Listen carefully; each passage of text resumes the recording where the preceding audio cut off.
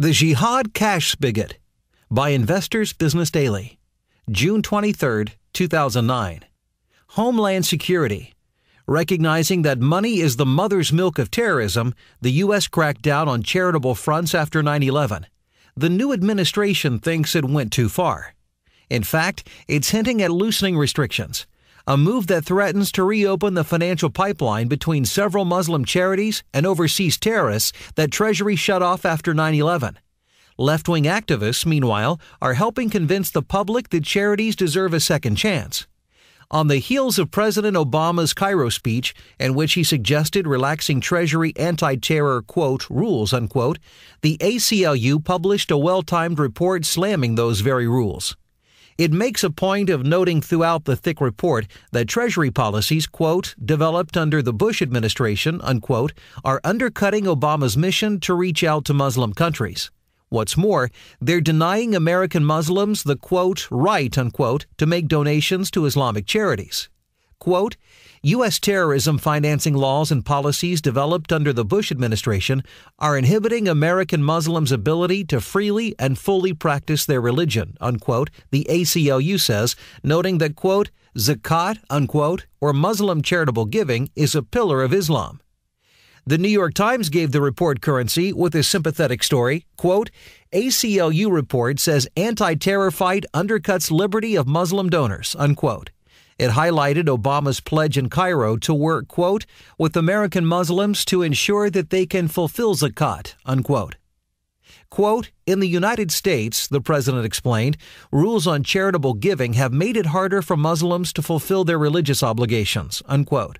First, there are no, quote, rules, unquote, barring Muslims from giving to charity, as he suggests. There are laws against giving material support to terrorists, and those laws were first enacted under the Clinton administration.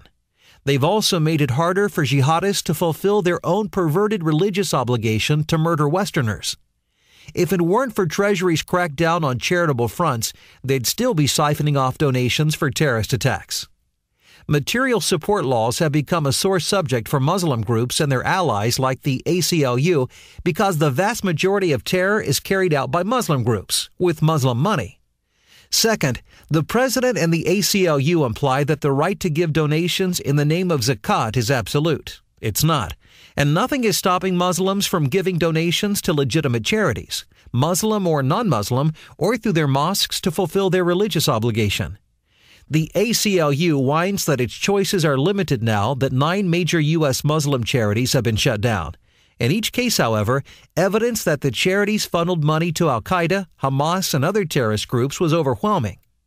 The ACLU argues that, quote, only one, unquote, was actually convicted. True, but it was the largest Muslim charity in America, and it funneled more than $12 million to terrorists. The Holy Land Foundation and its leaders were convicted on all 108 counts. Top leaders recently got life sentences. Never mind that. The ACLU demands Treasury unfreeze all the Muslim charity assets it's frozen, including Holy Land's assets. It also wants the Justice Department to expunge the names of the Council on American Islamic Relations and other Muslim front groups from its unindicted co-conspirator list. ACLU says CARE was, quote, smeared, unquote, ignoring the dozens of court exhibits linking CARE to the radical Muslim Brotherhood and Hamas. The ACLU's real agenda is revealed in the section of the 165-page report where it recommends, quote, reforms, unquote. Turns out it also wants to deny the government key anti-terror tools, such as blacklisting individuals and groups as, quote, specially designated global terrorists, unquote. Other goals, purging the FBI terror watch list, passing the End Racial Profiling Act drafted by Representative John Conyers, a Detroit Democrat, with help from CARE, demanding an end to FBI raids of charities and undercover operations at mosques.